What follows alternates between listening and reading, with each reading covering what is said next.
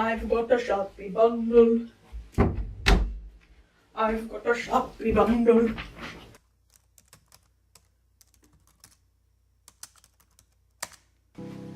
Hello.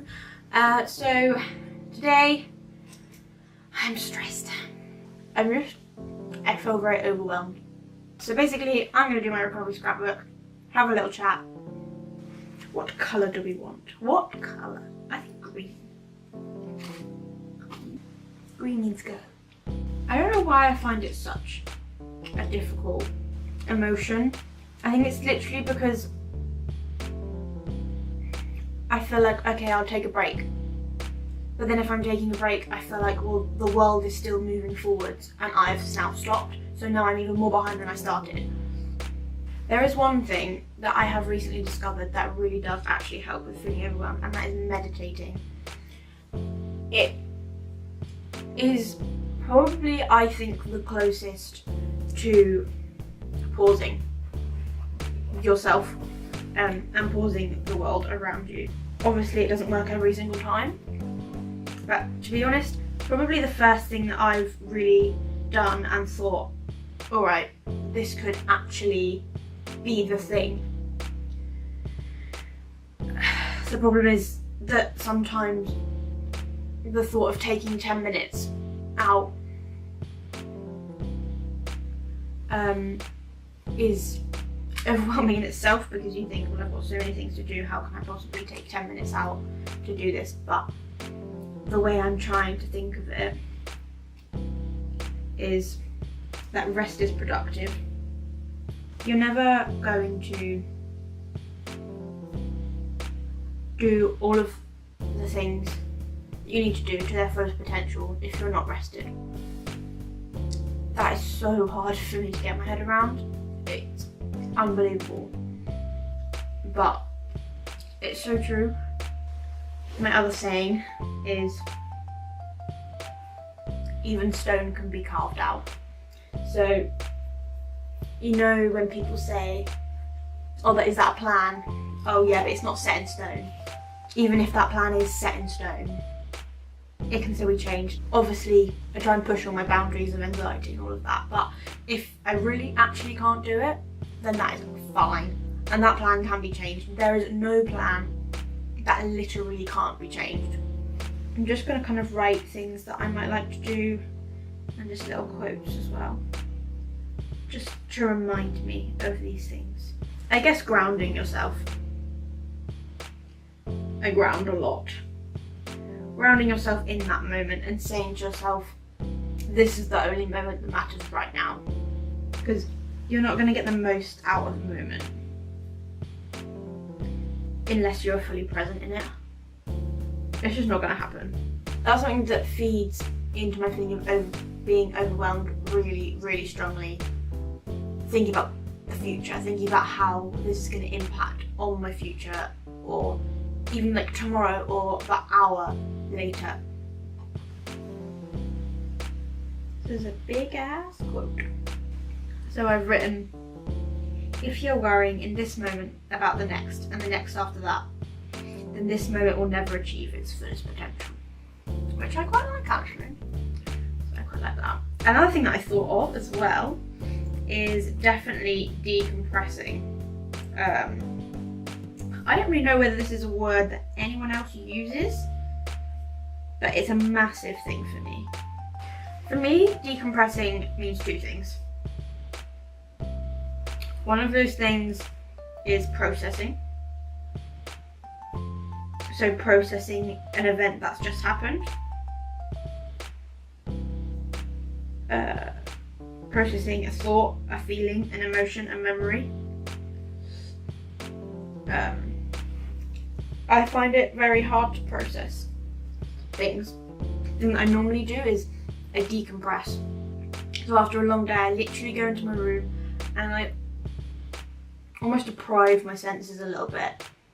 Like blackout curtains, or like really dim, like you've got like a yellowy kind of light.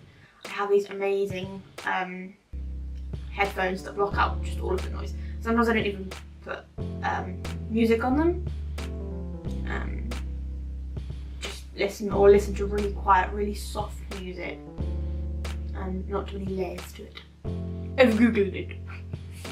It cut off, and I don't know where it cut off. I was trying to work out whether deprivification was a word and also deprivacy. Turns out they're both kind of are. So sensory deprivacy or sensory deprecation, not deprivification. Too many syllables in there, Amber. Too many syllables. Don't get greedy with your syllables. What I was saying was that a massive part of me, like, stopping feeling overwhelmed, or not really stopping, but helping, is decompressing. And part of that is processing, and the other side of it is sensory deprecation. Sounds weird. Or sensory deprivacy. Sounds really harsh. I don't mean it in a harsh way. Not like deprive my senses of stuff. I don't know, I just find that helps when I feel overwhelmed, because often I get the feeling of I'm overwhelmed by situations and what's happening and the future and blah blah blah. But actually, I've just had a really busy day. For me, I think that feeling of overwhelming spills into the rest of my mind, I guess. So I feel like, oh god, having a shower and getting ready for the day is way too much. I feel overwhelmed. And actually, I'm just having this realisation now, maybe it's not actually that. Maybe it's just that I haven't decompressed fully and I haven't processed things fully. That's quite interesting, actually. I know that does help, but when I'm feeling very overwhelmed, I think, well, I don't have time to just lay in my bed and do nothing. I can't do nothing. I need to be productive, which goes back to the rest is productive thing. I need to do that. And I think that's just something that I need to get to terms with, is that I need rest. I need more time to just process things,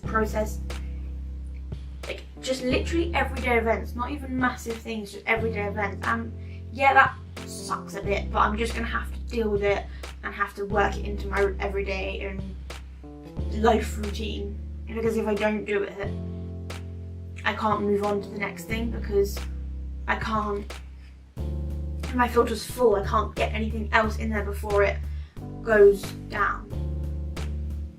Because if it doesn't go through the filter, it just gets chucked out, and then I get a blank memory, or then I disassociate. So let my filter empty before adding more stimulation to it, if you will. Right, the last thing that I was saying, I added a few more while I was obviously doing that. The last thing I was saying about was a safe activity. And by safe activity, I mean like a low anxiety or low engagement activity. There are not many activities that don't give me anxiety. So that's why I say low anxiety activity. And one of my safe activities is watching Friends, the show. And music is kind of another one. Certain playlists and stuff I can kind of manage to listen to with not overly loads of anxiety about it. And the last two things I put on, it's okay to say no and accept if you need some time out. And I think they are the biggest things and probably the hardest things to do. I know that I get overwhelmed very easily, especially, as I said, if I'm going, if my mood's dropping a little bit. Meaning that some days having a shower or washing my face seems just the biggest task and completely overwhelms me, and just, it's like, just makes me feel like I can't breathe, and it makes me feel so like trapped and so scared and so like I just can't do it. And then because I feel like I can't do it, like I'm like, I can't even wash my face, how am I gonna do this and this and this and this? You wanna come in the video? Come up here. Good boy. Please don't eat my pens. He has a kind of weird, he knows if I don't feel good. It's very strange. Don't lick my face, please. We're not that close. You're distracting me. I can't think what I'm trying to say. Yeah, so I know those days I need to be kind to myself, but ultimately push through it. there are some activities, there are some things that I know that I just need to say, not today. Not today, cowboy. There are some things that you just need to say, you know what, it's too much, I can't do it today. Or I can't take on that responsibility. Do you want to come over here so I can actually stroke you? I can't stroke you if you're there, can I? Because I'm trying to do this. No respect for my needs. Can you just leave her down here? Hello? I don't know if you can. Yeah. It's okay to say, you know what, I can't do it. I don't have the capacity right now. I don't have the actual time. Push forward and be kind to yourself, but it is okay to say that you can't do it. It's such a hard emotion to deal with, feeling overwhelmed, but I feel like this has helped myself a little bit, so I don't know about anyone else. Stay safe and give yourself a really big cuddle, and I might see you again. If not, have a good life. Bye!